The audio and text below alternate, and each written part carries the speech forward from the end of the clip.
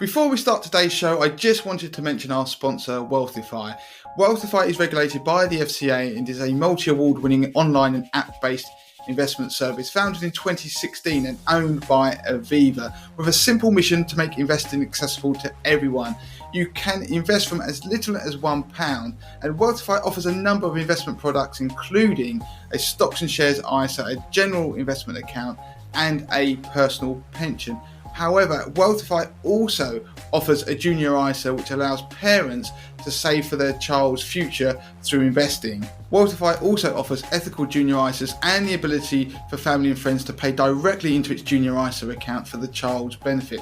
In the run-up to Christmas, this could provide a meaningful and eco-friendly alternative to present buying. With investing, your capital is at risk and you could get back less than you put in. For more information, head over to moneytothemasses.com and search Wealthify.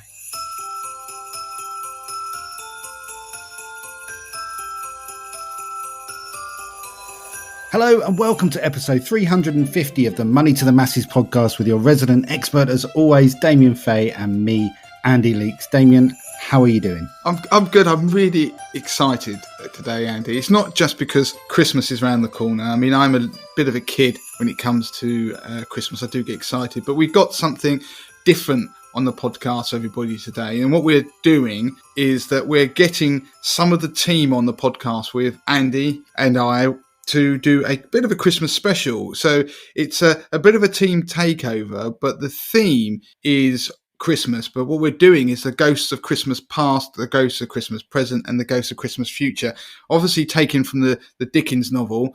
And we're going to be talking about the things that haunt us about our past in terms of money, the industry. So it's going to be a conversation piece, and there's a lot going to be in it that people can learn from.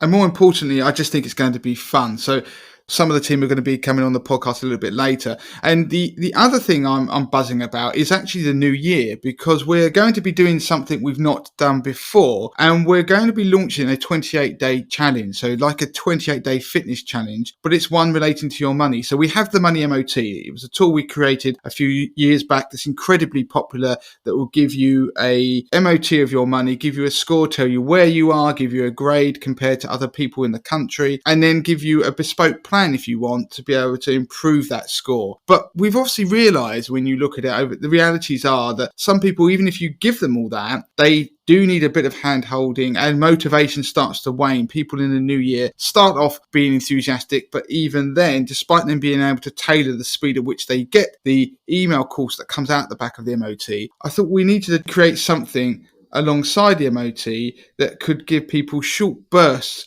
of motivation and a plan to be able to improve their finances. So how it's going to work is, my view on money is that it works in 3 phases. So you can own it, fix it, and then grow it. So that is going to be our mantra going into 2022. So own it is going to be how you own not only the mistakes you've made, but the current situation that you're in. And then fix it is how you're going to then improve your finances, fix the things that are broken, and then eventually we're going to get on to grow it, which is how you end up growing your wealth and improving your situation. Now, in January, we're going to focus on the own it and fix it phase. Now, you're going to find out more about this.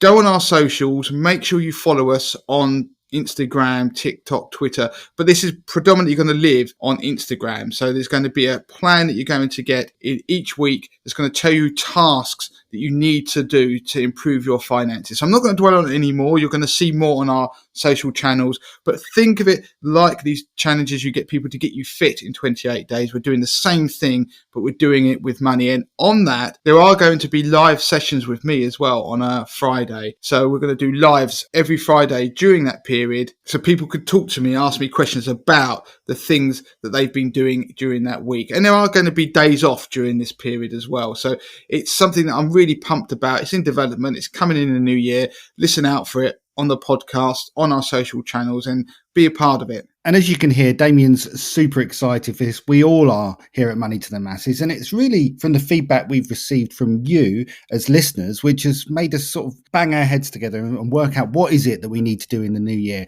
And this is where we're at. So talking about feedback, I wanted to just quickly read out one of Damien's favorite ever reviews. And it's from DJ Dom. And he says, I've been listening to Damien for many years, and so has my son, who has, as a result, been inspired to build up a substantial investment portfolio by following simple and understandable advice. We're very lucky to have such a free-to-air podcast, and we're very grateful to you, Damien, and your amazing team. By the way, I'm retired and have achieved that in large part via your investing advice. You should be given a knighthood, and that is what gets Damien out of bed in the morning, isn't it, Damien? It's like you said, it's one of my favourite ever bits of feedback, and it's great when people give us feedback because it motivates us, and like things like that then gets my brain working and inspires us to come up with ideas like what we're doing in January. And the reason it wasn't about necessarily the knighthood bit, although a knighthood would be nice, it's the fact that there were two generations there. So we'd reach somebody who was retiring, we'd help them at that end of their financial journey, and someone who is younger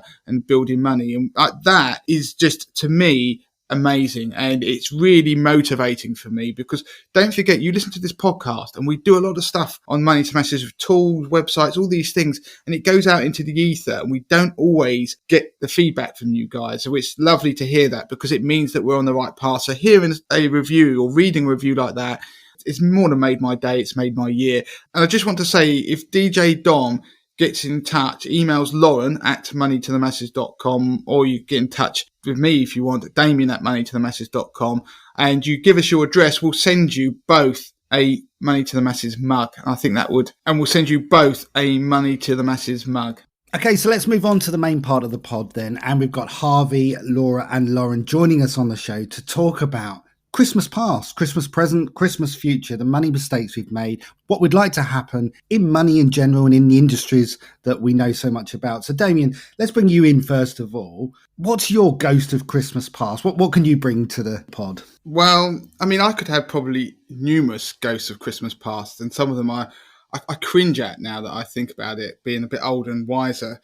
And if I was being shown a ghost of Christmas past, one of mine, I have to say it was the lack of appreciation of money, really, and how hard the world of work really was. Because when I left university, I got a job and I was trained to be an actuary. And it was at that point, it all came very quickly and easily. And I don't think, I didn't appreciate that I was in a position that actually I was earning some pretty decent money. I didn't earn the money that I earned at 21 again until I was about 31. So that shows you the difference in the situation. But what I did is I just went out and blew that money. And I bought some of the most ridiculous, frivolous things. So if there was an object that epitomised what I was like back then, it was the water tray we mentioned on the podcast probably about 5-6 years ago.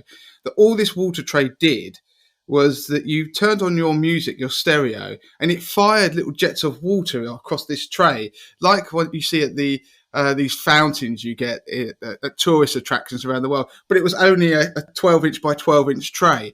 And yeah, it did light up a little bit as well. But I mean, it was the most ridiculous thing I ever bought. And put it this way, it did cost me more than £100 when I bought it. And I was 21, I was still living at home.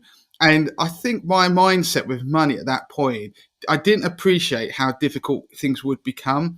And that wasn't because I didn't have a easy particular upbringing or anything like that. I just think when I left university and we'd all had debts, and you suddenly get to a point in life where you suddenly find that you actually had some money, that I then started to blow it. I bought a new car. And then looking back, I'd racked up some huge debts as well at that point. And then I did the most amazing thing.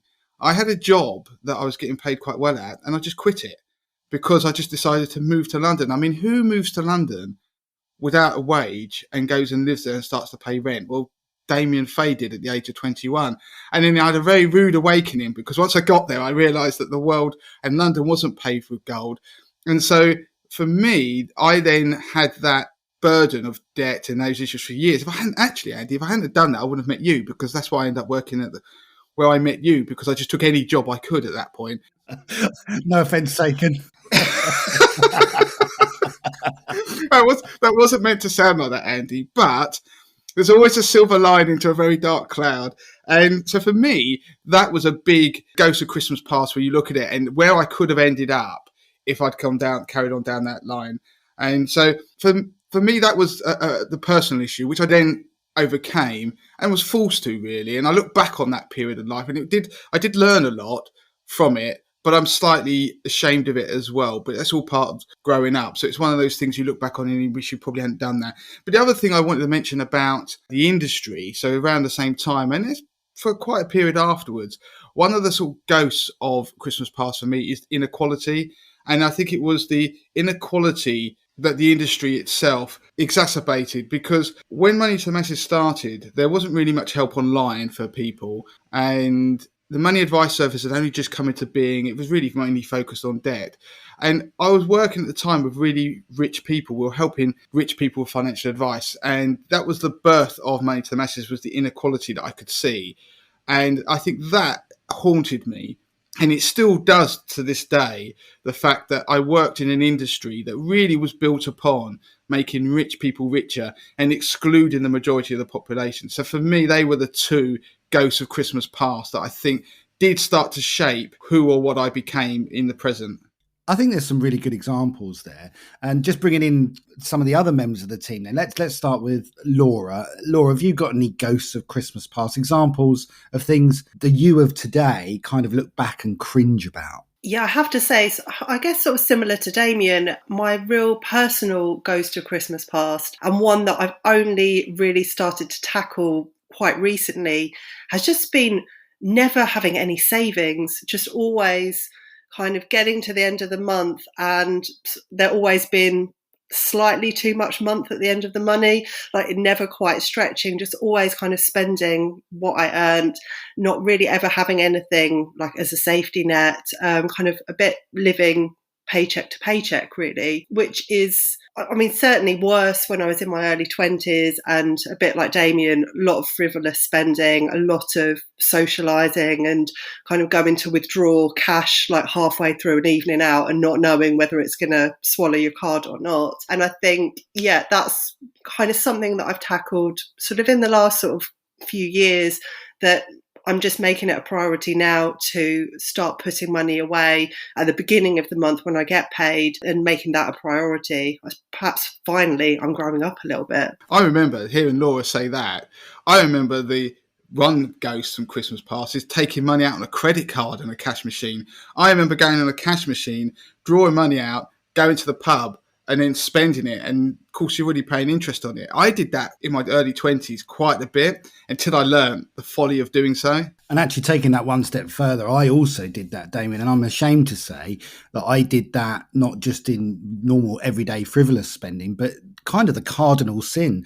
I used credit to actually build up debt by gambling. Not necessarily a gambling issue or a problem, but just not caring about the fact that I would draw cash out and then I'd use it. Maybe if I was walking past a betting shop and there was a football game on that day, I'd waste it on just silly gambling things. And like I say, it's something I cringe about now, because not only am I building up debt, I'm building up debt on a credit card, but using cash from a credit card. And that's what I think is quite good about doing a podcast like this, is that people start to think about their own ghosts, because people judge the generation now, the younger generation, and what they do with money, and start going on about millennials and what they spend money on and how frivolous they are. But if we look back, we were doing the same. Well, I certainly was, and Laura said she was, and I know you were, Andy, because obviously I knew you at the time. And so I think judging people, we have to be a little bit less judgmental on people who are young, just because we're from a position now of being a little bit more educated and more aware. Yeah, just on that point, Damien, I should probably talk about my Ghost of Christmas Past, because it's kind of related to that. And I think often at our age now, Damien, I'm slightly older than you, so don't need reminding again. I get reminded of this in the office enough. You're definitely older than me. So yeah, I mean, it's one of the things that makes you think is when we're talking to younger people and we're sort of talking to them about their financial circumstances, and perhaps sometimes even doling out a bit of advice on what they should do. And then you look at your own past and you think, well, actually, I could have made these decisions a little bit better myself. That in hindsight, I think renting an entire flat to live in London wasn't necessary. I spent very little time in it. I should have really just rented a little room somewhere with a bathroom. All I really did was sleep and wash in my flat. And the rest of the time I was either working or I was out.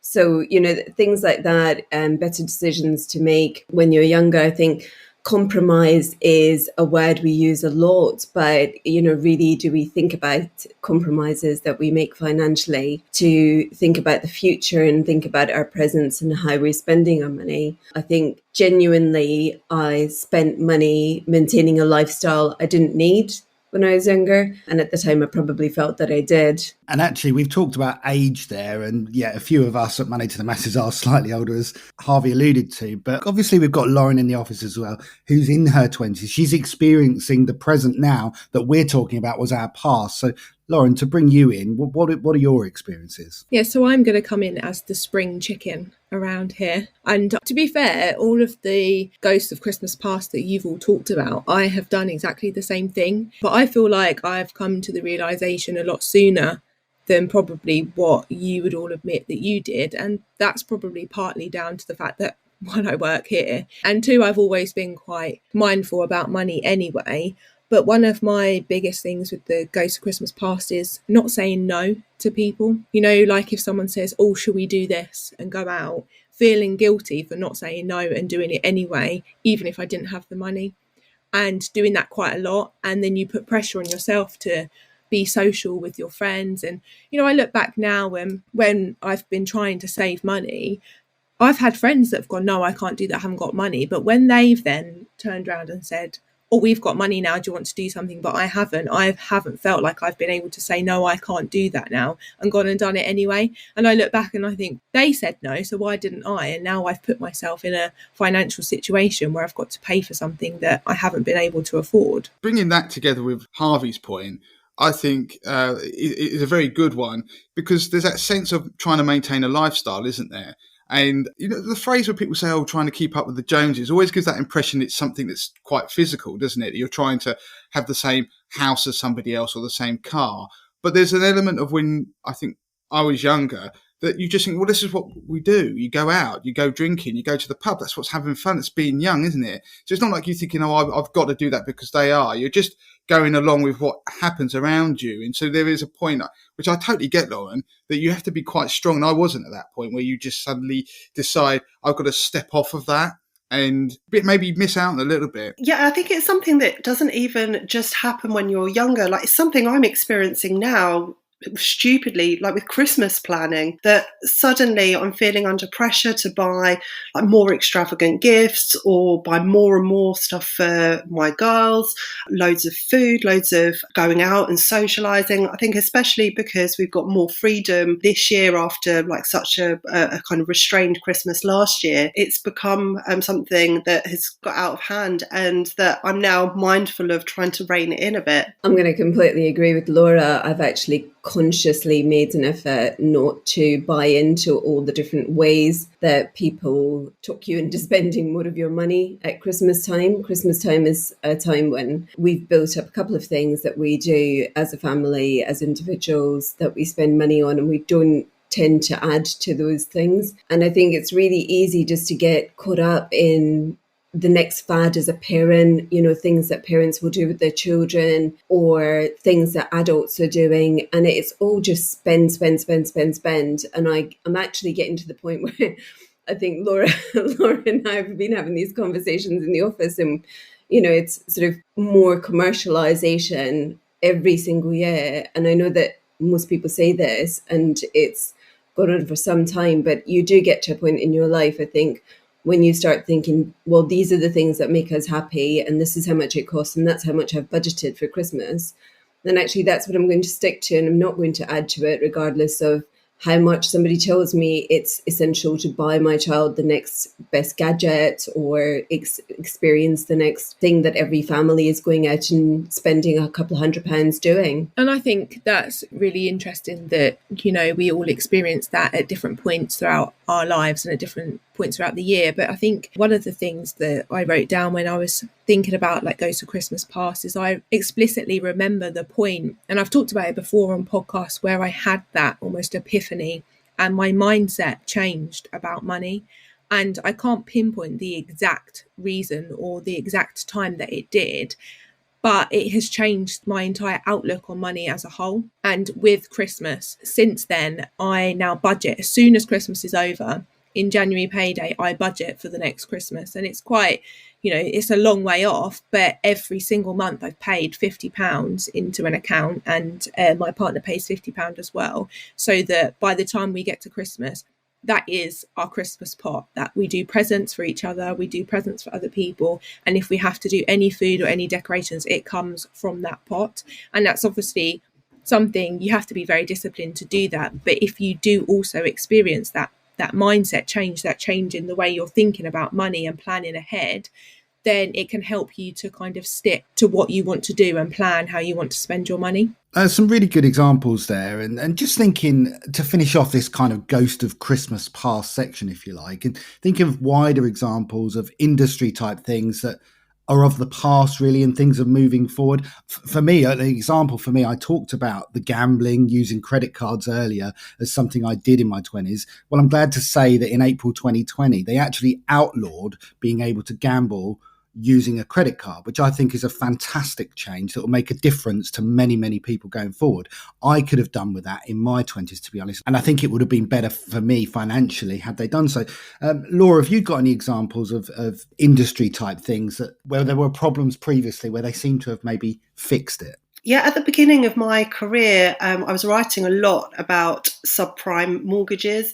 And I have to say that this is definitely a ghost that still haunts me today. That slight naivety I had at that stage where I was writing about these mortgages and this type of lending, where some lenders were pushing sort of 120 plus LTV products. So you were borrowing, in effect, far more than the property was worth.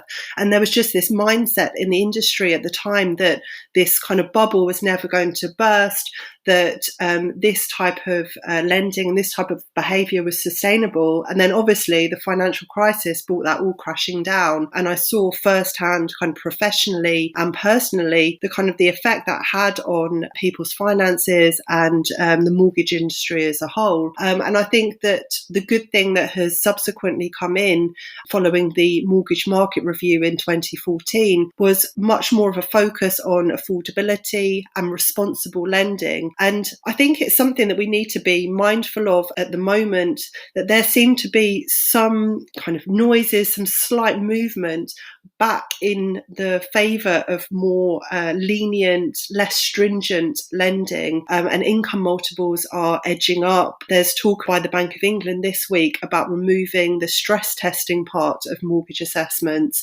And I think it's just something that we need to be aware of and to learn those lessons of history so we just don't end up going down the same path again. And that moves us on nicely then into the sort of Christmas present, if you like. What are we doing collectively? What is the industry doing? Are there sort of good examples? Damien, what about you? Yeah, before I go on, I just have to mention that if you hear disembodied voices behind me, it's not some sort of sound effect. There's some guys decided to come in just as we were recording the podcast in the office and fix the wall that's been damaged for about 2 years. So how's your luck? So just ignore them. I might ask them what their view is on the Ghost of Christmas Past, Present and Future and see what they say. but I mean, one of the things I'd say that in the present, one of the real positives is that with technology has improved things massively. It's democratized money much more. So part of the reason I think in the past that people were alienated from some of the solutions out there was because you had to go and say see a financial advisor face to face or pay for somebody's services to be able to get advice or to be able to start investing. There were high minimums, high charges. And I think what's happened is that we've learned from that. And over time, we've technology be able to come up with solutions that allow everybody to be able to sort their money and fix it, like we were talking about earlier on in the show. I do worry, one of the ghosts of Christmas present is still the fact that I think not enough people have access to financial advice. So I think that if that doesn't change, then we could be into a future that I won't like the look of, and I don't think anybody else will like the look of either, because I think financial advice hasn't become democratized as much as it should have been. But from a personal note, I have to say, one of the things that is like a ghost of the present that could inevitably just turn into something that I wouldn't want it to be in the future is, I suppose, the word control. I'm very conscious of the way that I run my finances and in our family. Obviously, it's what I do for a living. But there is a flip side to that, because when you go from like I was in my 20s, when you're completely out of control, and then you go to the point where you are then in control, that you don't lose sight of the fact that money is really oiling the wheels, and it's facilitated things for you, and it's not the other way around. And so for me, I suppose this is bleeding a little bit into where I might be going and talking about the ghost of Christmas future. I'm conscious that I don't want that to start to impact the future. So the control element of getting your finances in order is what we want to do. But also you need to be mindful. You don't need to get it too far and become obsessed with it and forget to actually enjoy life a little bit. Do you know, it's really funny that you actually say that, because I had written down the exact same thing as the ghost of my Christmas present, because I went from exactly the same thing with my money and not budgeting and not saving to then becoming budgeting obsessed, as we all know, the way I talk about how I've managed my money and doing, the budgeting apps. And I think those things, the way tech has helped us manage our finances, and with the, you've got the Starlings, the Monzos, you can put your money in the savings pot, you've got the budgeting apps. But I have noticed a tendency where I will get stressed out, like moving house. I've talked about my moving house journey, and the upheaval with my finances of moving house has made me so stressed without realizing about my finances, because I had everything in order. Everything was going where I wanted it to be. Everything was in a pot. So I had a nice little deposit that was sitting there. And then I moved, and, we'd saved money to do the kitchen and everything like that. But then I needed other things. The boiler broke, the car broke, the mortgage payment came out literally 3 days after we moved in. So all of that upheaval, it really stressed me out. And I thought, I keep taking a moment where I'm like, I need to just stop. You've managed your money. You know what you're doing. You can just take a moment to look at it, and everything's fine. Because like you say, Damien, the stress can take over, and you worry too much about things like that. I totally agree. And I suppose the analogy, what I'm like, I like analogies. It's like when you look at your garden. If you've got a garden and you get stressed at the fact you haven't cut the grass for that week because it starts looking a mess, that you can get yourself into a cycle of keep tending it. And actually, every now and then, it's sometimes have to let it go a little bit wild to then get it back into order, because you then become obsessed and don't do anything else. So I think it's interesting that you picked the same as me. I mean, I don't know what they say about great minds think alike and fools seldom differ, Lauren, but we're on the same wavelength anyway. I think very much along the same lines. I was looking at sort of my financial present and the decisions that I've made in the last couple of years especially. But one of these things that we talk about often is the emotional side of finance, and how our decisions that we make about our finances affect us emotionally. And it's really strange to me that, as a couple, my husband and I have been quite relaxed about money for many, many years. And actually at the point where we now probably can live on one income, and we've built our life around not really needing a second income, he's more stressed out than he ever was about money. And I find that, really interesting, how people's perceptions of their financial state and how comfortable they are with what they're earning and what's coming into the house and what they're spending changes through their life, not necessarily because of how much money they have, but just how they view it.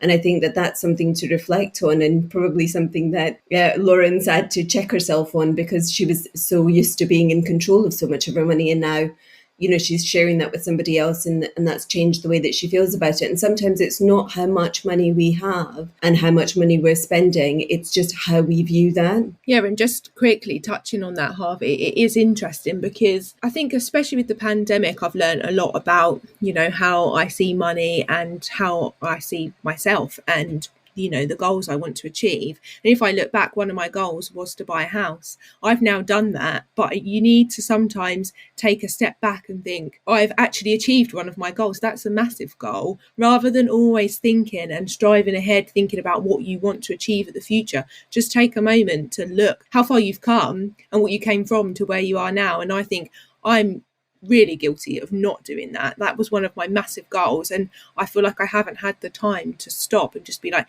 hang on a second, you've bought a house? Like, that is a massive achievement, and I did all of the saving and managed to do it, but I'm too busy over here worrying about, I need to save an emergency fund, I need to do this, I need to do that. And you're like, hello.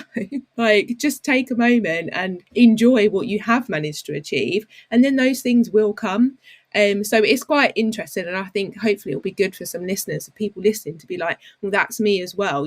We work in money, but it doesn't mean that we're all perfect with money and that we have the same worries as everyone else. And I think to help that emotional part of it and how we think about it, it's just more people talking about money to one another. I think as a society, we don't talk about money. We're really apprehensive about talking about our personal matters. Money is really personal to a lot of people, and we find it difficult to talk about these things with one another. But the more we talk about it, the more we can help each other, but also the more we can uplift each other. I've done that with members of the team where, we've sat down and I've gone, go you've made that decision, and that's really great because that's bettered your financial position. And sometimes you need to hear that. You need to hear other people telling you that you've made good decisions and that's good for you. And we need to do that more. And what I would just add to that is that it's interesting where we talk about money, you realise that everybody's had the same or similar journeys at some point, and they've all made mistakes. Everybody makes mistakes. They make good decisions, bad ones, things that don't work out quite how you expect them to. But for people listening to this podcast, I think the past, present, future thing works quite nicely because it illustrates that fact. But also we're all on a journey. We don't have to compare where we are on that journey. And sometimes it isn't linear, because Laura mentioned earlier that some of the things, the ghosts from the past, they're still there. And they do come back and haunt you every now and then when it comes to how you're running your finances. You start trying to keep up with the Joneses, as I mentioned earlier, or something. I think when you become a parent as well, there are new pressures that didn't exist in your 20s. They're pressures that I was never prepared for, because suddenly you've got children who are having those experiences as well, where they're trying to keep up with what's going on in their generation, and then you feel obliged as a parent. But equally, you're trying to do the same thing of trying to keep them grounded, all this stuff. And it is difficult. I think that is one of the things that if we talked about it more, and we do in the office, and it's quite nice that if you have people who are open about talking about money, and it is slightly because of what we do, that we share those things, and you lose the stigma. And also sometimes you can, as Harvey said, get a pat on the back and think, yeah, do you know what, I have done okay. Or equally, you lose the shame that gets associated with things which perhaps you shouldn't feel bad about. Part of what I've found about this Christmas in particular is that the things we've done and talked about over the last year or two, even on the podcast, is that using technology, things like budgeting apps and digital banks and using pots, it's really enabled me as the person who deals with the finances in our family to be able to take charge a bit more and feel less like I'm burying my head in the sand. Again, there's those pressures you feel as parents to just keep spending. And you're kind of in the dark sometimes, not realizing how much it all mounts up to. But I now have budgets. I now have pots. I have a different pot for each of my children, for example, so that I can try and spend an equal amount on each of them to keep things fair, not only just to keep things fair, but so that I'm totally aware of what I'm spending. And these new apps and digital banks, this is the Christmas present, and I like it. I'm a control freak, and this is kind of maybe worse in that regard, but I'm enjoying the Christmas present, and I'm looking forward to the Christmas future and what these apps and the technical developments will hold. And just taking on to really, really basic budgeting, like, one of the Advent tips that Damien did on the stories over the last few days when we've been doing tips, it applies to parenting skills as well. I think when you're raising children and they're babies, we're really happy to tell each other, what buggy to buy, what milk to use, what, weaning technique is great. But what we perhaps don't share as much is, how we control spending in terms of our children. Sometimes my child, my son might come to me and he might ask me for something, and it's something he desperately wants. And you sort of think, I really need to get him this because he wants it so badly. And, it means a lot to him, only to find a couple of days passed and actually he couldn't care less about that thing he wanted 3 days ago. And it ties in with one of Damien's tips that he was sharing with us over Instagram stories, which was that, if you want something, wait a few days and see if you still really, really want it. And I think the same applies when it's your children and they're asking you for something and they desperately want it, is just give it a few days and see if they still want it. And actually, those things pass far more quickly with children than they do with adults. I'm definitely guilty of being the biggest soft touch with my girls. My purse is just it's just opened. They're just basically helping themselves. Especially, this time of year, it's particularly bad. And looking forward to Ghosts of Christmas Future, I know that I really need to clamp down on that next year and to focus on that financial education for them, that actually there isn't a bottomless pit of money, and that actually some of these things that they want to do, all of the extracurricular clubs they want to do, the activities they want to do with friends, the parties they want to go to, I already know I'm going to be up against it in terms of teenage hormones and unreasonable demands, but at least I need to get the financial side of things a little bit more under control. So that's definitely my goal for next year. Funny you say that about the clubs, because I always remember watching, it was quite a long time ago, they did one of these shows where they went into a family and they looked at their spending and analysed it. And this family were struggling. And when the money expert went in, they looked at the person's budgets and said, you're spending more than £200 a month on kids clubs, after school stuff, and you got to knock that on the head. And the person was like, well, I can't possibly do that. That's for my children. And I remember, I think at the time I didn't have children, or certainly there weren't clubs and things going on that I was paying for. And I know that lots of people looked at that show and were completely baffled by the idea of what these people are going to just keep paying for their kids' clubs. How spoiled are they? This is why they haven't got any money.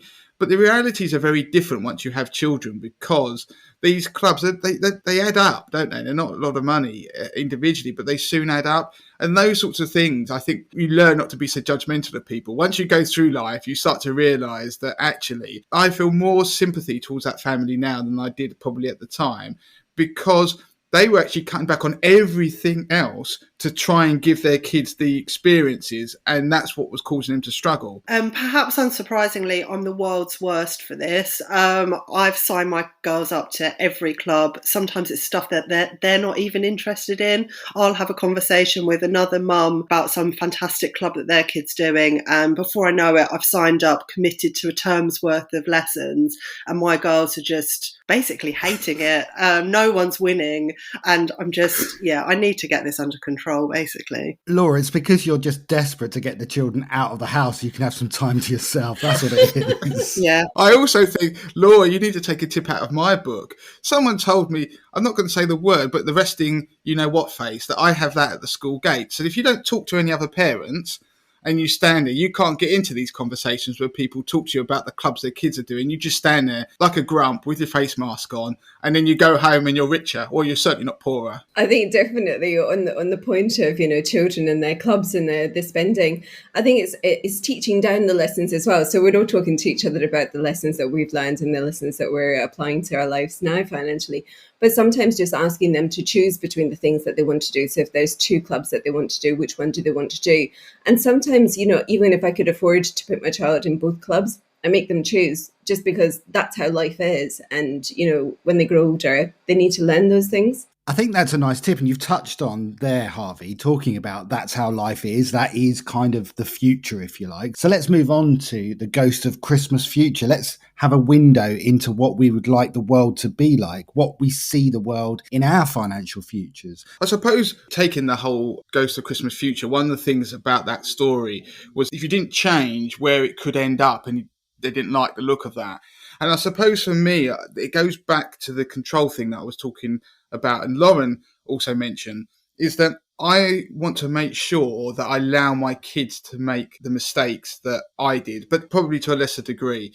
I always remember my dad saying when I was growing up, he used to turn around and say, when he'd hear about the things that we'd done, not money related, but just as being teenagers, he'd be sitting there thinking, well, at least they haven't done this, and this, which is what I'd done at that age as well.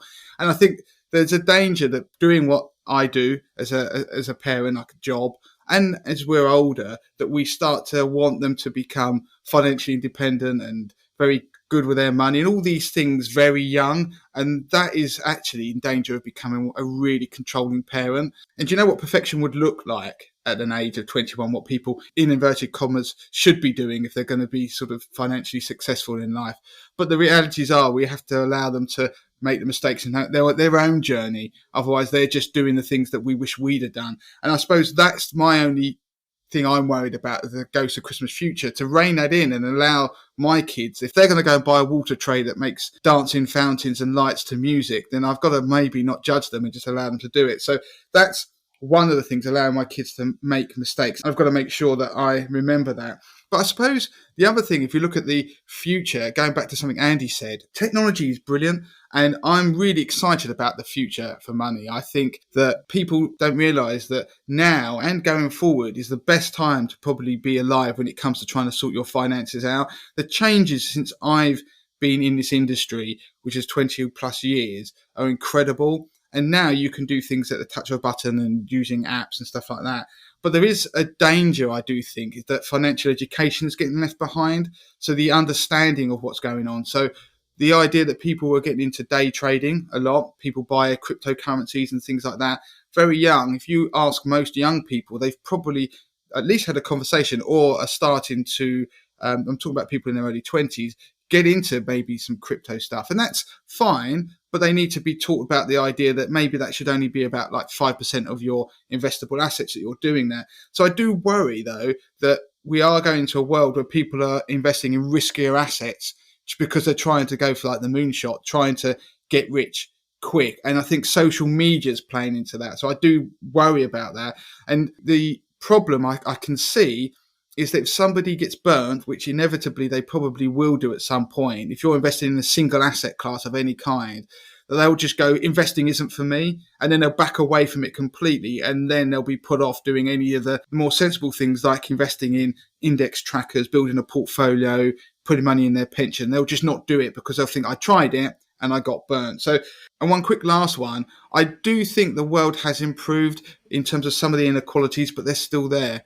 And I do think that if we don't do more, and I'm thinking particularly about men doing a bit more to acknowledge the inequalities, especially facing women in money, I do worry that my daughters are going to grow up into a world that probably isn't any different to what it is now. Exactly on that point, Damien. I think that one of my future wishes is to teach and to encourage younger people to step up and ask for things like pay rises. I think as a young brown woman in the city, when I first started out my career, I was really reluctant to ask for things like pay increases or, even just check what my market value was and move around a bit to see if I could earn more money. And I think that that's something that seems to be changing and needs to change more. I think just empowering women, but also people from ethnic backgrounds, especially when you're sort of first generation in this country, you don't necessarily have that input from your parents to help you to understand how to navigate those situations where a pay rise may be possible or changing jobs might be fruitful for you financially. And I think that these are things that we need to talk about more. It's essentially by talking about these things that I think next generations and younger people will learn to do that bit more. So going back to another point that Damien made about the good side of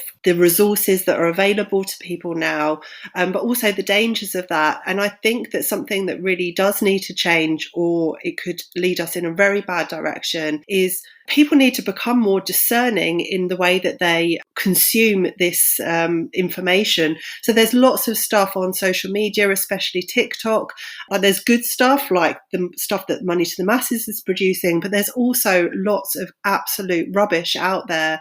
And it's dangerous and it's leading people down the wrong path. And there has to be some kind of control over that or regulation of that type of information, how it's being presented and how it's being consumed. I was going to follow on from that as well, and particularly the point where Damien was talking about investing for young people and investing in, the Bitcoin, the cryptocurrency, the trading. And I see it firsthand as well with my boyfriend. He'll see something, he'll follow an influencer, and then he'll go, what's this then? Do you know about that? Should I be doing that? And we were talking about NFTs in the office the other day.